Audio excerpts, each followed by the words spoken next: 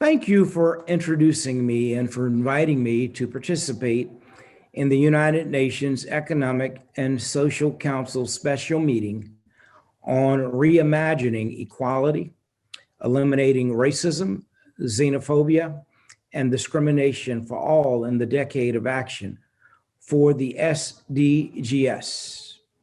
It is always a great honor for me to participate in a United Nations program, and I feel a sense of kinship with all of the wonderful people who make the United Nations such a vital force for human rights and world peace. My father, Dr. Martin Luther King Jr., was a strong supporter of the United Nations, and he spoke out in support of the great work of the UN many times. My mother, Coretta Scott King, served as an alternate delegate to the UN during the Carter administration. Indeed, she was awarded the Sears Medal of the United Nations Food and Agriculture Organization for her leadership in the struggle to eliminate world hunger and poverty. The United Nations Economic and Social Council has long served as a bright beacon of light and a bastion of hope for people struggling for human rights, social decency, and greater international cooperation. I salute the leadership staff and members of ECOSOC for your extraordinary vision and dedication. I wholeheartedly support the 2030 Agenda for Sustainable Development and its 17 goals. Realizing these goals will result in reducing inequality, promoting inclusivity, prosperity, and decent living standards for all people, regardless of their race, religion, or nationality. We all understand that achieving these ambitious goals will be an even more difficult struggle because of the global pandemic, which is consuming the economic and human resources of every nation and having a desperate impact on people of color around the world. But with global solidarity and determination, I believe we shall overcome the pandemic and begin to make progress toward achieving the 17 sustainable goals.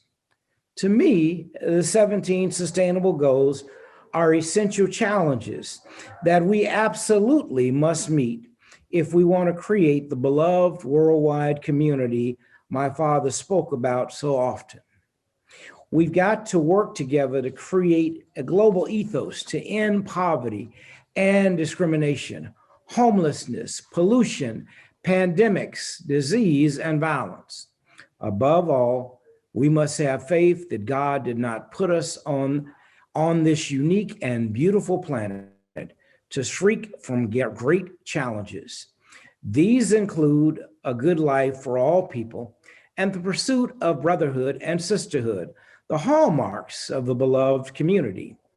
In the beloved community of my father's global dream, poverty, hunger, and homelessness will not be tolerated because international standards of human decency will not allow it.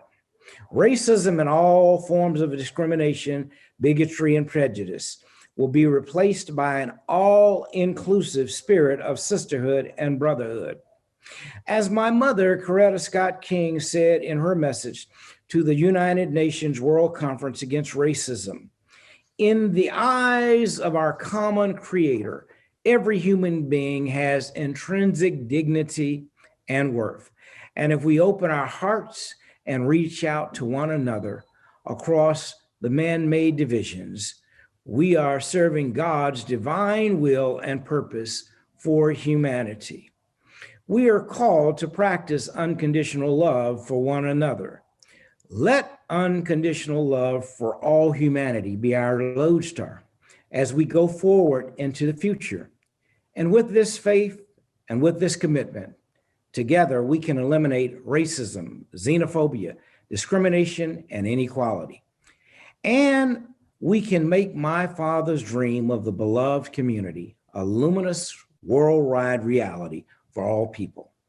Thank you, and may God bless the United Nations.